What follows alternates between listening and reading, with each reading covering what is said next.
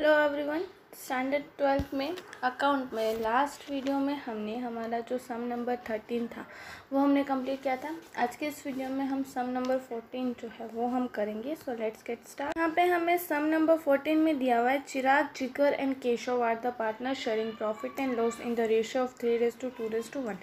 Balance sheet of their firm on 31st March 2016 was as under। Balance sheet यहाँ पे दी गई है। Keshav retired on 31st March 2016. Following conditions are decided at the time of retirement. Value of land and building is to be increased by 20%. Machinery is valued at 90% of its book value. Market value of investment is 150% of its book value. Bad debt reserve on debtors is reduced by 5%. Goodwill of the firm valued at 36,000. 2,000 is outstanding for salary to an employee. Chirag and Jigar will bring necessary amount in cash in such a manner that the amount due to cash is to be paid in cash and balance of cash may remain in the firm as a working capital of rupees 12,000. And the capital in the new firm become proportionate to the new profit and loss sharing ratio.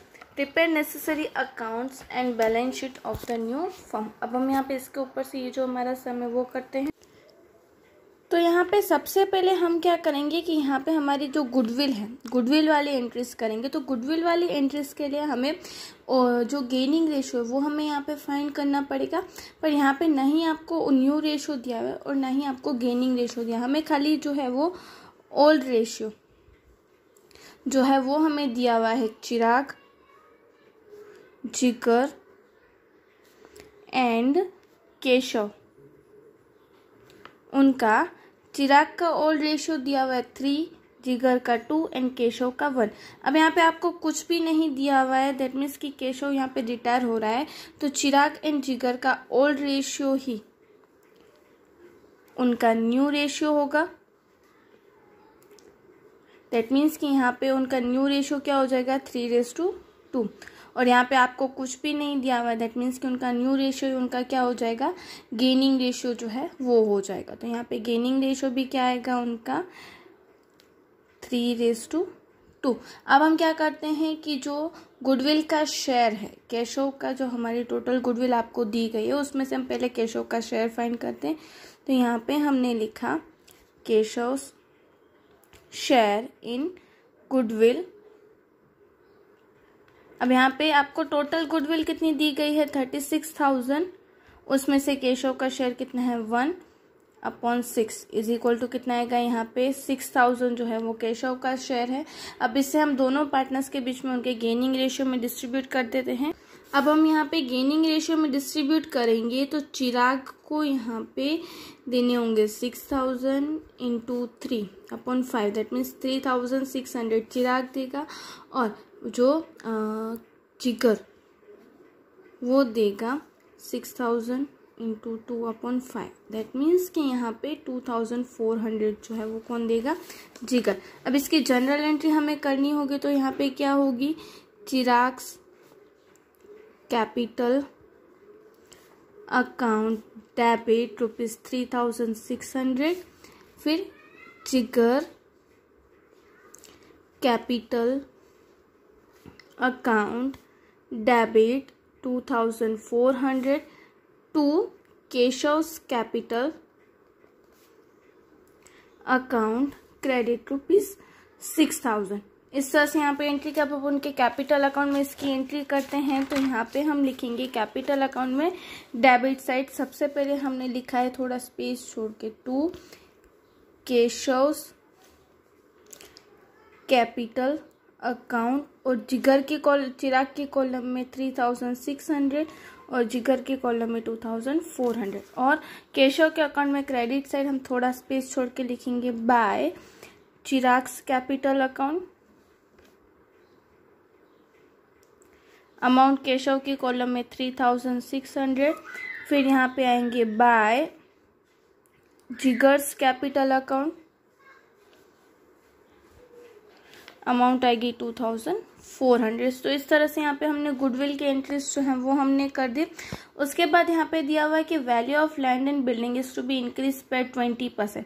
अब यहाँ पे आपको land and building दिए गए हैं 50,000 balance sheet में और उसके 20% इंक्रीमेंट करना है। दैट मीन्स कि हमारी वैल्यू कितनी बढ़ी, 10,000। अब आपको पता है कि हमारी असेट्स की वैल्यू बढ़ती है तो हम कहाँ पे लिखते हैं, रीवैल्यूएशन अकाउंट में credit side by land and building account ₹10,000। और उसकी सेकेंड एंट्री हम करेंगे बैलेंस शीट में असेट्स की साइड, उस असेट्स में प्लस कर देंगे land 50,000 plus increment 10,000। That means कि हमारे लैंड जो है वो टोटल कितनी हो गई, 60,000। उसके बाद दिए हुए machineries valued at 90% of its book value. अब यहाँ पे मशीन की वैल्यू जो है वो हमारी कम हो जाएगी। यहाँ पे आपको मशीन की वैल्यू दी गई है बैलेंस शीट में 20,000, पर हमें कितनी करनी है, 90% ही रखनी है। दैट मीन्स कि मशीन की वैल्यू में 10,000 जो है वो रिडक्शन आया है। तो यहाँ पे हम सबसे पहले लिखेंगे मशीन बैलेंस शीट में 20,000। अब उसमें से 90, अब यहाँ पे आपको किस तरह से दिया गया है कि मशीन की जो वैल्यू है वो 20,000 दी गई है, बट हमें वैल्यू कितनी खाली लिखनी है उसकी, 90%। मतलब कि अगर 20,000 के हम 90% करेंगे, मतलब कि हमें यहाँ पे न्यू कितनी लिखनी है, खाली 18,000 की एंट्री करनी है। दैट मीन्स कि हमारे 2,000 जो है वो वैल्यू क्या हो गई, कम हो गई। तो अब यहाँ पे हमारी असेट्स की वैल्यू कम होती है तो हम कहाँ पे लिखते हैं, रीवैल्यूएशन अकाउंट में डेबिट साइड। अब हमने यहाँ पे लिखा रीवैल्यूएशन अकाउंट में debit side to machinery account ₹2,000 and इसकी सेकेंड एंट्री हम करेंगे मशीन में से, यहाँ पे हमने माइनस किया डिक्रीज 2,000 और आउटर कॉलम में आएंगे 18,000। उसके बाद क्या दिया है, market value of investment is 150% of its book value. अब यहाँ पे आपको इन्वेस्टमेंट जो है वो दिए गए हैं 10,000, वो उसकी बुक वैल्यू है। अब उसकी मार्केट वैल्यू कितनी है, अगर हम 10,000 के 150% करेंगे, दैट मीन्स कि हमारे यहाँ पे जो इन्वेस्टमेंट है उसकी मार्केट वैल्यू कितनी है, 15,000 है। इन्वेस्टमेंट की यहाँ पे बुक वैल्यू आपको बैलेंस शीट में दी गई है 10,000, पर उसकी मार्केट वैल्यू 150%। दैट मीन्स कि अगर आप कैलकुलेटर में 10,000 के 150% करोगे तो कितने आएंगे, 15,000। दैट मीन्स कि हमारे यहाँ पे असेट्स की वैल्यू कितनी बढ़ रही है, 5,000 रुपीज़ जो है वो हमारी असेट्स की वैल्यू यहाँ पे बढ़ रही है। तो अब यहाँ पे आपको पता ही है कि हमारी असेट्स की वैल्यू बढ़ती है तो हम कहाँ पे लिखते हैं, रीवैल्यूएशन अकाउंट में क्रेडिट साइड। यहाँ पे हमने लिखा है by investment account ₹5,000 and second entry हम करेंगे यहाँ पे इन्वेस्टमेंट में। इन्वेस्टमेंट हमें दिए गए हैं 10,000 प्लस इंक्रीज ₹5,000, तो आउटर कॉलम में हमारे आएंगे कितने आएंगे, 15,000। उसके बाद दिया हुआ bad debt reserve on debtors is to be reduced by 5%। अब यहाँ पे हमें बैड डेट रिजर्व जो है वो कम करनी है। दैट मीन्स कि अगर आप यहाँ पे 20,000 आपको डेब्टर्स दिए गए हैं और यहाँ पे बैड डेट रिजर्व हमें कितनी करनी है, 5%। दैट मीन्स अगर 20,000 के हम 5,000 करेंगे तो कितने आएंगे, 1,000 रुपीज़ हमें as a bad debt consider करने हैं। पर आपको यहाँ पे बैलेंस शीट में जो है वो कितनी दी गई है बैड डेट रिजर्व, यहाँ पे 1,000। अब हमें यहाँ पे कैलकुलेट कितनी करनी है, 2,000 आपको दी गई है, 1,000 हमें कैलकुलेट करनी है। दैट मीन्स कि यहाँ पे 1,000 हमारी बैड डेट क्या हो गई, डिक्रीज हो गए। अब आपको पता ही है कि हमारी अगर बैड डेट रिजर्व डिक्रीज होती है तो हम कहाँ पे लिखते हैं उसे, बैलेंस शीट में, रीवैल्यूएशन अकाउंट में क्रेडिट साइड। यहाँ पे आपको अगेन भी एडजस्टमेंट आपको बता दूं, क्या लिखा है कि bad debt reserve is reduced by 5%। पहले आप देखिए, आपको डेप्टर्स में दिए गए हैं बैलेंस शीट में, यहाँ पे आपको बैलेंस शीट में डेप्टर्स दिए गए 20,000।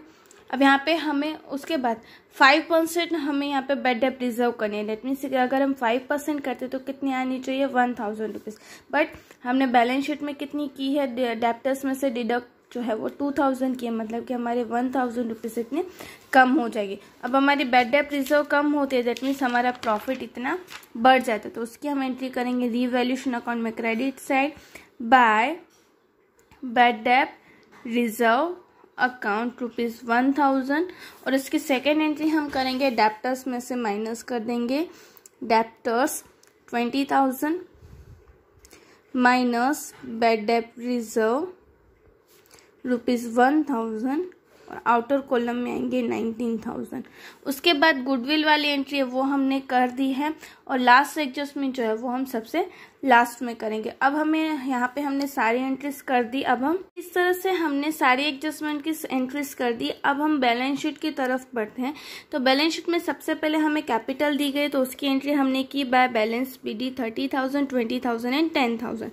उसके बाद जनरल रिजर्व, तो जनरल रिजर्व को हमने तीनों पार्टनर्स के बीच में उनके ओल्ड रेशियो में डिस्ट्रीब्यूट का अमाउंट आई 3,000, 2,000 एंड 1,000।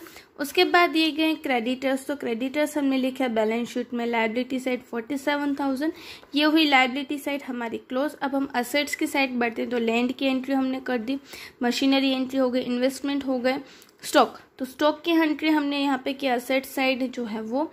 फिर डेप्टर्स दिए गए तो डेप्टर्स हमने लिखे हैं और कैश बैलेंस, तो यहाँ पे हमने लिखा है टू बैलेंस BD ₹2,000। तो इस तरह से यहाँ पे हमने एंट्रीज कर दी। अब हम हमारे जो रीवैल्यूएशन अकाउंट है उसे हम क्लोज करते हैं। तो रीवैल्यूएशन अकाउंट को अगर हम क्लोज करेंगे तो यहाँ पे क्रेडिट साइड का टोटल आएगा 16,000। अब इसमें से हम यहाँ पे उसके बाद आपको यहाँ पे एक और एडजस्टमेंट दी गई थी कि आउटस्टैंडिंग सैलरी, तो आउटस्टैंडिंग सैलरी जो है वो हमारे लिए लायबिलिटी है। तो यहाँ पे हम लिखेंगे आउटस्टैंडिंग सैलरी ₹2,000 और सेकंड उसकी एंट्री कहाँ पे होगी, आउटस्टैंडिंग सैलरी के बैलेंस शीट में लायबिलिटी साइड, यहाँ पे आउटस्टैंडिंग सैलरी ₹2,000। अब उसमें से यहाँ पे हमने रीवैल्यूएशन अकाउंट में से हम ये दोनों एडजस्टमेंट माइनस करेंगे तो हमारा प्रॉफिट कितना आएगा यहाँ पे 14,000। और ये 14,000 को हम तीनों पार्टनर्स के बीच में उनके न्यू ओल्ड रेशियो में डिस्ट्रीब्यूट करेंगे। तो यहाँ पे हमने लिखा कैपिटल अकाउंट और इनका ओल्ड रेशियो दिया हुआ है 3:2:1। दैट मीन्स कि चिराग, जिगर एंड केशव, तो यहाँ पे इनके ओल्ड रेशियो में डिस्ट्रीब्यूट करेंगे तो 6,000 जो है चिराग को, जिगर को 4,000 एंड केशव को 2,000 रुपीज मिलेंगे। अब इसकी एंट्री हम करेंगे पार्टनर्स कैपिटल अकाउंट में क्रेडिट साइड बाय, यहाँ पे हमने लिखा है रीवैल्यूएशन अकाउंट। अमाउंट हमारी कितनी आएगी यहाँ पे 6,000, 4,000 एंड 2,000। अब उसके बाद यहाँ पे हम क्या करते हैं कि अब हम जो लास्ट एडजस्टमेंट दी गई है वो आपको इस तरह से दी गई कि हमारी ये जो अकाउंट है वो हम इस तरह से मेंटेन रखने की 14,000 एज अ वर्किंग कैपिटल रहनी चाहिए और प्लस में केशव को जो है वो हम कैश में पेमेंट कर रहे हैं और बाकी की जो कैपिटल है वो दोनों पार्टनर्स के बीच में इनके न्यू रेशियो में होनी चाहिए। अब यहाँ पे वर्किंग कैपिटल 14,000 होनी चाहिए, दैट मीन्स कि क्लोजिंग कैपिटल हमारी 14,000 होना जरूरी है। इसलिए हमने यहाँ पे पहले ही कैश अकाउंट में balance BD as a closing balance 14,000 की एंट्री हमने कर दी। अब हम यहाँ पे केशव को हम कितनी अमाउंट देंगे वो हम फाइंड करते हैं। तो केशव का अगर हम क्रेडिट साइड का टोटल करते हैं तो यहाँ पे केशव का अगर हमने टोटल किया तो 19,000 टोटल आया और डेबिट साइड कुछ भी नहीं दिया, दैट मीन्स कि माइनस हमने किया तो केशव के अकाउंट में डेबिट साइड कितना आएगा 19,000। अब ये कैश में पेमेंट करें तो एंट्री क्या होगी, cash account debit to Keshav account debit to cash account credit. तो केशव का अकाउंट में डेबिट साइड हमने लिखा कैश अकाउंट और कैश अकाउंट में क्रेडिट साइड हम लिखेंगे बाय केशव्स कैपिटल अकाउंट ₹19,000। अब ये तो हमारी एंट्री हो गई। अब हम करते हैं कि क्लोजिंग कैपिटल किस तरह से हमें रखनी है। अब क्लोजिंग कैपिटल हमें किस तरह से रखनी है वो हम देखते हैं। तो वो हमें यहाँ पे सबसे पहले हम चिराग की जो कैपिटल है वो फाइंड कर लेते हैं। तो अगर हम चिराग की कैपिटल फाइंड करनी है तो उसका हम पहले डेबिट क्रेडिट साइड का टोटल करते हैं, कितना आ रहा है 39,000। अब 39,000 में से 3,600 माइनस करेंगे, दैट मीन्स कि अभी फिलहाल चिराग की कैपिटल कितनी है 35,400।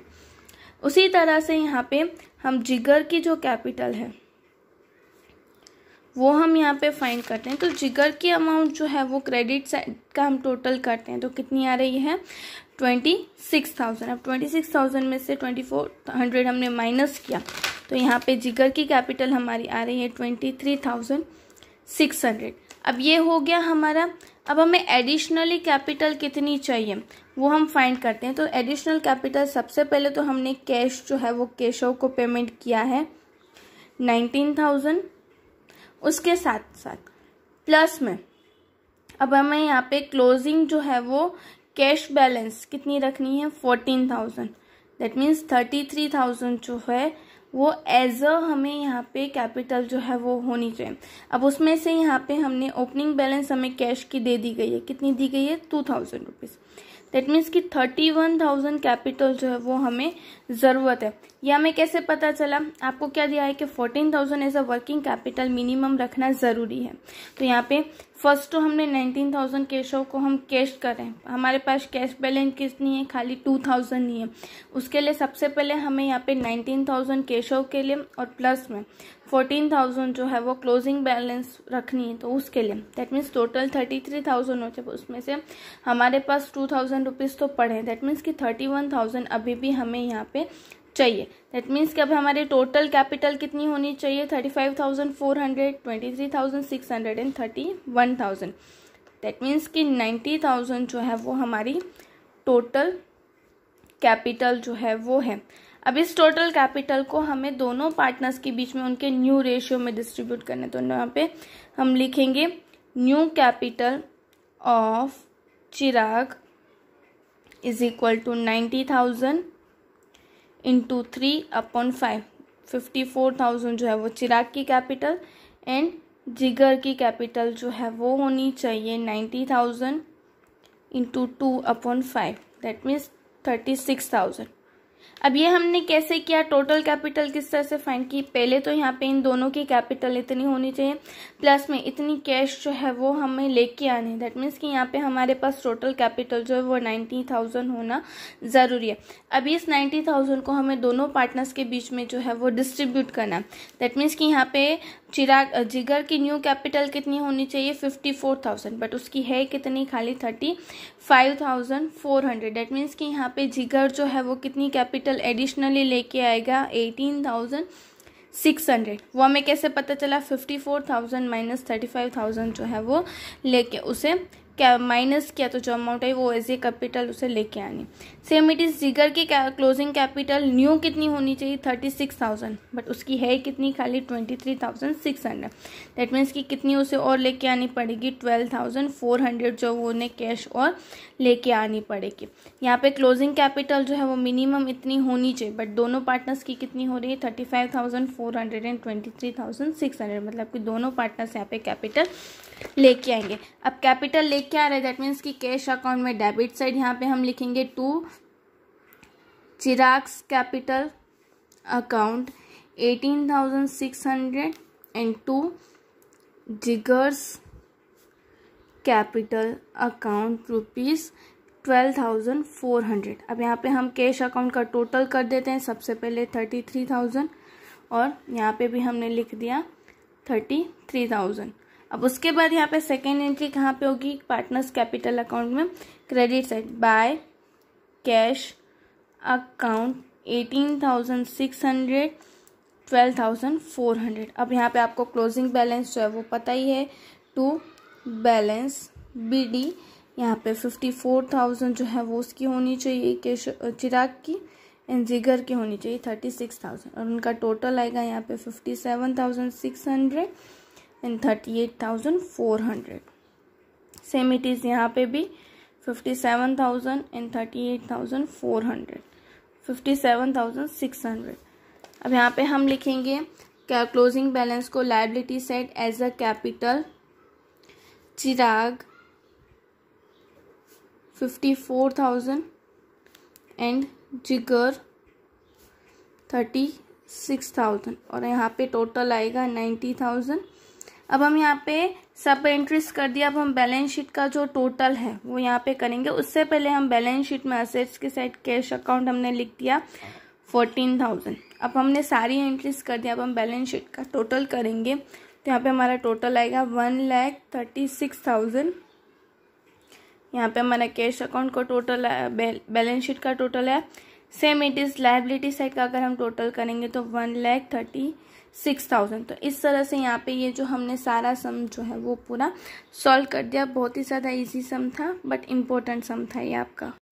उसके ऊपर से यहाँ पे आपको सम नंबर 15 जो है वो same it is some number 14 जैसा ही है, वो आपको आपके होम असाइनमेंट में एज अ होमवर्क करना है। हम यहाँ पे हमारे नेक्स्ट वीडियो में जो अनदर सम्स है, सम नंबर 16 और ये सारे सम्स जो है वो हम करेंगे। Thank you.